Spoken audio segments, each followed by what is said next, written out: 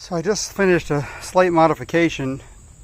I wanted part of this fire pit was not only to use it for wood, but to also use it for this portable propane / natural gas, which I now have a converted natural gas pit. So if we don't want to use firewood, I just put the portable pit down in here and fire it up. I have to connect in here to the gas line, which I made a slight modification to the routing on it also.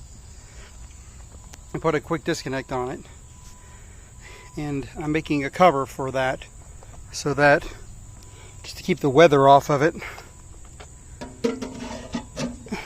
I'll sit it down over like that. I'll put a little bit of insulation in there, keep it moving around, and then I'm going to paint it. This is nothing more than 2 pieces of metal. You can see the way I did this. One piece bent around and another piece bent for the back side, and then had it, and I just riveted it together, and then made a piece for the top, riveted it, bent it, riveted it, and stuck it on there. And that's just to protect this, and also to keep the quick disconnect out of the weather.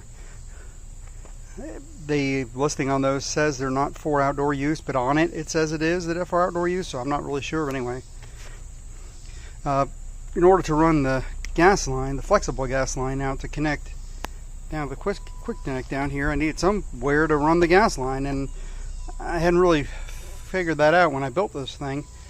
So I got back to thinking about it, and the only way really to make it is to make a way to do so. So what I did was I ran a 2-inch piece of copper piping. I drilled multiple holes, chiseled this out, and I wanted to put it here so I wouldn't interfere with the regular intake. But I did a 2-inch pipe. I just ordered these little pipe ends, just regular copper ends. And then I have a pipe. And then what I'll do, same thing on the inside. I'll just take that off. And then we run around the gas line. I'll just run this QD end down right through there, out there, and connect in at the quick disconnect. And that way the gas line is staying down below the freestanding unit, so it shouldn't heat up the gas line, so I don't have any problems with that. Obviously I can't have the gas line go over the side because that could heat up the gas line. So anyway, this accomplishes my goal of wanting to make this wood, but also be able to just use regular natural gas in it when we don't have time or just want to spend the time to do a wood burning fire. So I got my natural gas line cover made, painted, and anchored down. I just used some lead anchors that I found at the hardware store that take a 1/4-20 machine screw in the middle of them. I drilled the holes out with a masonry bit.